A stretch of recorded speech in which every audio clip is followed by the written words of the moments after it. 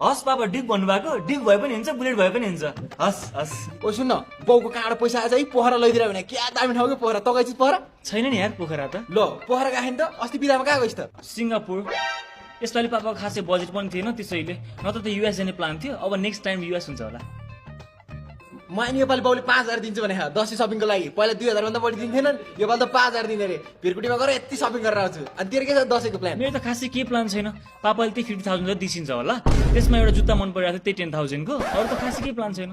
hello sir अरू के लिएर आऊँ ए मलाई चाउमिन ल्याउनु न 1 प्लेट चाउमिन यति प्याज र खुर्सानी हालेर ल्याइदिनु है अनि हजुरलाई I'll have American double shot, crunchy chicken burger and लास्टमा चाहिँ एउटा ग्रिन सलाद गरिदिनु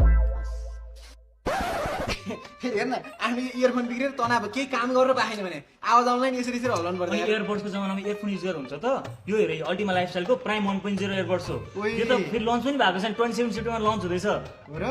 मलाई हो यो तिमी युज गर थ्यांक यू गिफ्ट हेलो हजुर अङ्कल ए हस् अङ्कल हस् घर भेटी के अब भाडा मागेर तनाव छ हेर न अब पैसा अब कहाँ ल्याउने होला तर महिनाको एन्डमा सधैँ यस्तै हुने है भने मेरो पनि 3टा घरको भाडा नउठ्यो तनाव छ कानुन गर्नु पनि तनावै छ हजुर पापा ड्युटी लिएर भयो ए हस् पापा थ्यांक यू हस्